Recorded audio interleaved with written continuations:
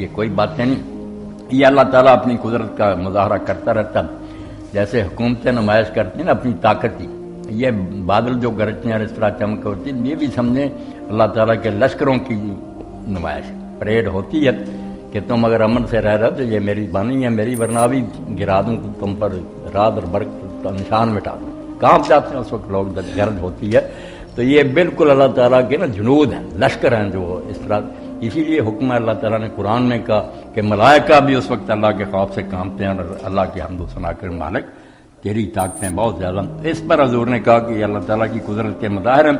نماز پڑھو، صدقہ کرو، دعا کرو. 3 کام کہہ کے دعائیں بھی مانگو اللہ سے، صدقہ خیرات بھی کرو اور نماز پڑھو. نماز اگر ویسے ہی 2 رکعتیں کو پڑھ لے پھر بھی ٹھیک ہے، اور نماز پڑھے اور ان میں پھر وہ نہ قنوت بھی پڑھے تو اچھی بات ہے. 2 رکعتیں پڑھے مگر ان میں دعائیں مانگتا رہے ہاتھ اٹھا کر.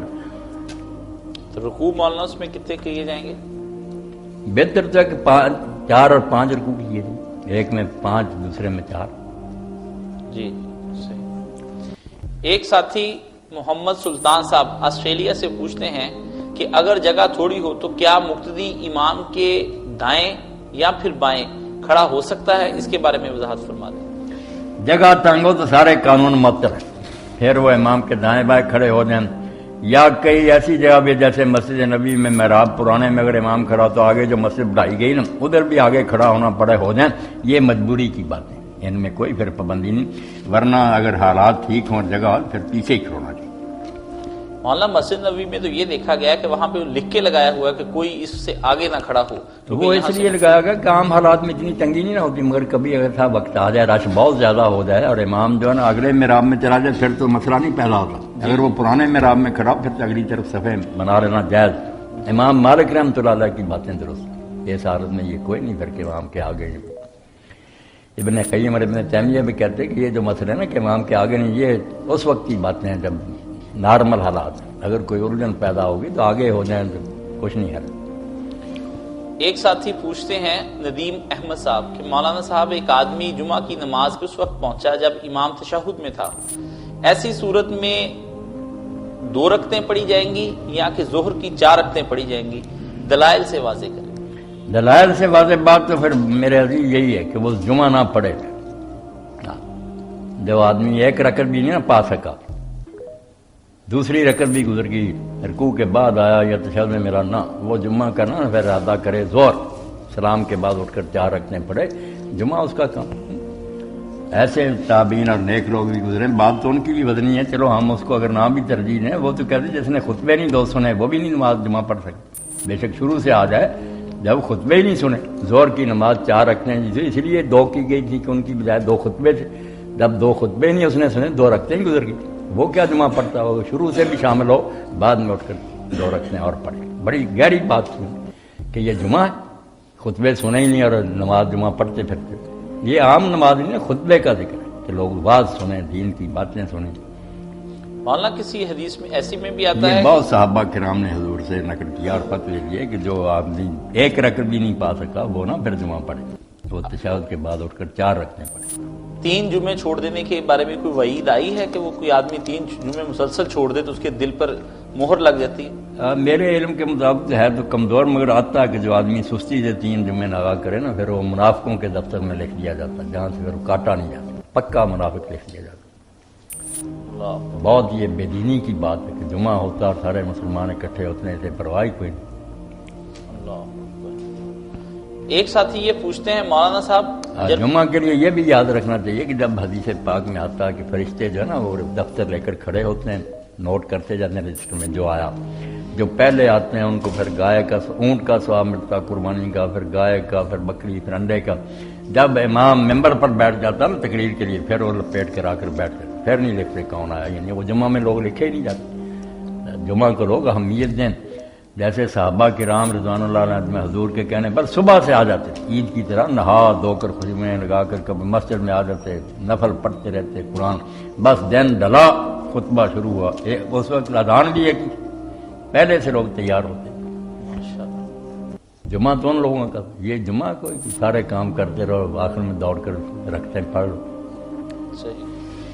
آخری سوال مولانا صاحب یہ ہے کہ خالد امین صاحب یہ پوچھتے ہیں جرمنی سے، مولانا صاحب کچھ لوگ تو یہ کہتے ہیں کہ قرآن کریم میں 11 سجدے ہیں، کچھ نے 14 کہا، کچھ نے 15 کہا، کون سی بات سب سے زیادہ صحیح ہے؟ یہ ساری باتیں جو نا کتنے سجدے اتنے سجدے، روایتیں تو اس بارے میں ضعیف ہی ہیں، لوگوں کا اپنا اپنا خیال ہے کہ جہاں سجدے کا لفظ دیکھا اس کو سجدہ کی آیت قرار دے دیا، تو کوئی 14 سجدوں کو قائل ہو گیا، کوئی 11 کے، کوئی زیادہ، کوئی یہ بھی کہتے ہیں کہ چھوڑو یار 11 14 کو، جہاں سجدہ آ گیا نا لفظ یسجدون یا ساجد وغیرہ گر جائے گا، کیونکہ وہ آیات جو ہے نا ان کو آپ ترجمے سے پڑھیں تو یا تو ذکر ہوگا کہ ایمان والے لوگ جب اللہ کی آیتیں سنتے ہیں تو سجدے میں گر جاتے ہیں، یہ ذکر ہوتا ہے، اس وقت آدمی پھر اپنے آپ کو ان میں شامل کرے۔ یہ جو مسلم کہلاتا، اللہ تو کہتا کہ مومن کتاب سن کر میری سجدہ، یہ گرا ہی نہیں، تو خطرے کی بات ہے نا کہ تو مومن نہیں تھا، اور کہیں حکم ہی ہوتا کہ سجدہ کر، لفظ ہوتا بس جو سجدہ کرو، آرڈر ہے، وہاں نہیں جھکا۔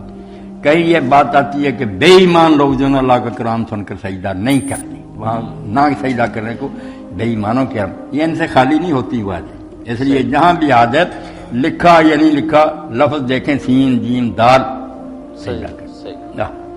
باقی یہ یاد رکھنا چاہیے کہ یہ سجدہ جو ہے نا تلاوت یہ واجب نہیں، یہ ہے اگر نہ کرے نا کوئی جان بوجھ کر گناہ گار نہیں، کرنا چاہیے، مگر اگر چھوڑ دے نا کچھ بات نہیں، کیونکہ حضرت عمر رضی اللہ تعالیٰ نے جمعہ کا خطبہ دیا، اس میں ایک آیت تلاوت کی، سجدہ کی تھی، آپ بھی اترے، لوگ بھی تیار ہوئے، سجدہ کیا، اگلے جمعہ پھر انہوں نے ایسی آیت پڑھی جس میں سجدہ، تو لوگ تیار ہو گئے، تو آپ نے فرمایا، صحیح بخاری کی روایت ہے کہ ہمیں اللہ نے یہ سجدہ کرنے کا نہیں کہا کہ ضرور کرو، اب تم تیار ہو گئے ہو میں آ جاتا ہوں، ورنہ جس کا جی چاہے سجدہ کرے، جس کا جی چاہے نہ کرے، مسئلہ بھی پتہ ہونا چاہیے نا، زیادہ یہی ہے کہ کرتا۔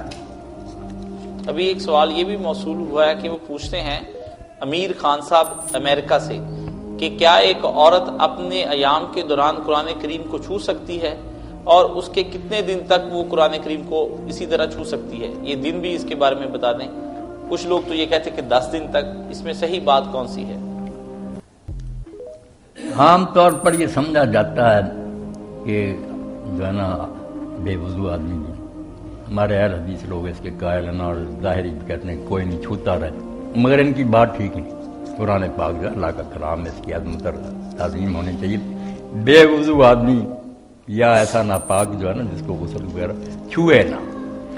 پڑھنے کی بات یہ ہے کہ زبانی یاد ہے نا، آپ بے وضو بے شک پڑھتے رہیں، جائز، تلاوت منع نہیں، چھونا لمس جو ہے نہیں۔ آپ نے اپنے گورنروں کو لکھا کہ سب علاقوں میں یہ ہدایت کرو کہ قرآن کو کوئی نہ چھوئے الا طاہر، سوائے پاک کے۔ اب ہمارے بعض علماء کہتے ہیں طاہر سے مراد ہے کہ وہ مشرک کافر نہ ہو، مشرک کافروں کو تو حکم ہی نہیں شریعت کا وہ چھوئیں گے، مسلمانوں کو کہا تھا کہ طاہر کے سوا، پاک کے سوا کوئی نہ چھوئے، اس لیے مرد ہو عورت ہو چھونے کے لیے پاک ہونا ضروری ہے۔ زبانی پڑھنا ہے تو بے شک کوئی دن ہے ان میں پڑھتی رہے، جس میں آیا تھا نا کہ حیض والی عورت اور جنبی تلاوت قرآن نہ کرے، وہ نہیں حدیث صحیح۔ امام مالک کی بات ٹھیک ہے کہ چھونا منع، تلاوت کر سکتے ہیں، جنبی نہ کرے، جس کو غسل کی حاجت ہے مرد کو، وہ بغیر غسل کے تلاوت زبان سے بھی نہ کرے، عید بھی نہ نکالے، کیونکہ اس کی مجبوری، اس کی اپنی کوتاہی، اٹھ کر کیوں نہیں نہاتا، عورت بیچاری مجبور ہے، کئی دن وہ نہیں پاک ہوتی، اس کو اگر روک دیا جائے پڑھنے سے حفظ ہی بھول جائے گا، قرآن سے بھی جو یاد ہے اس کو نہیں، اس کو اجازت ہے کہ وہ زبانی پڑھتی رہے، مرد جو ہے یہ غسل کر کے پڑھے۔ بلیڈنگ کے کتنے دن بعد تک وہ کہتے ہیں کہ کسی کی بلیڈنگ رکتی ہی نہیں، تو کتنے دن بعد تک وہ دوبارہ؟ بس ایسی عورتیں جن کو یہ بیماری ہوگی نا استحاضہ کہ رکتا ہی نہیں، ان کو چاہیے کہ یا تو اگر رنگت سے پہچان سکتی، پہلی بات تو رنگ سے پہچاننا کہ اگر گاڑھا ہے اور سرخ ہے وہ حیض ہے، اور اس کے بعد جو ہے نا زرد قسم کا اور پتلا پھر وہ بیماری ہے، پہلی تو بات ہے۔ اگر اس سے فیصلہ نہ ہو تو پھر عادت کہ دیکھیں بیماری شروع ہونے سے پہلے کتنے دن میرے تندرستی میں ہوتے تھے حیض کے، اس کو سمجھے کہ وہ حیض ہے، جب وہ دن گزر جائیں 5 دن سے پڑھنا شروع کر دیں، بالکل ہی نہ ہو تو 10 دن کے بعد تو پھر کرنا ہی چاہیے۔ رب نواز صاحب یہ پوچھتے ہیں کہ اگر پیشاب کے قطرے بار بار آتے ہوں تو اس دوران کیا کیا جائے، وضو بار بار کرے یا نماز پڑھ سکتا ہے؟ جس کو قطرے آتے ہوں نا پیشاب کے یا ہوا خارج ہوتی رہتی، یہ اللہ کا بندہ مستثنا ہے، معافی، اس کو کرنے کی کوئی ضرورت نہیں، اس کو جب وضو کرے بس اس وقت ایک بار اپنے سارے حصے جو ہے نا ان کو دھو لے وغیرہ مسح کر لے، بے شک دھوتے بھی قطرے نکل جائیں نا یا ہوا نکل جائے کوئی بات نہیں، کام پورا کر لے، اور بعد میں بھی ہوتا رہا جو کچھ ان قطروں کے اور ہوا کے علاوہ کچھ اور ہو جائے نا جو بندے کے بس میں ہے اس میں وضو کرنا، یہ سمجھے معاف، یہ معذور ہو گیا وہ، اللہ معاف کرنے والا۔ انہی کا دوسرا سوال یہ ہے کہ ٹوائلٹ میں اگر پانی نہ ہو تو کیا اس کی جگہ پر ہم ٹیشو استعمال کر کے نماز پڑھ سکتے ہیں؟ ہاں، پانی ہو یا نہ ہو، مسئلہ سن لیں آپ کہ پانی استعمال کرنا اچھا ہے، صفائی ہے کہ ستھرائی ہے، ورنہ ساری امت مانتی ہے کہ اگر آپ نے ٹیشو سے یا مٹی سے اپنا آپ پاس صاف کر لیا نا، نجاست جو دور کر لی، تو آپ اس کے بعد پانی نہ بھی استعمال کریں۔ کئی لوگوں نے مذاق میں مولوی تھا، اس نے اذان دی اور وضو آیا تھا باہر سے، اس نے وضو نہیں کیا، یہ جاہلوں کی بات ہے۔ اگر پھر کیا ہو گیا، جو ہے نا پخانے کے بعد مٹی سے ڈھیلے سے صاف کرنا یہ لازمی ہے کہ اس کو دور کرو۔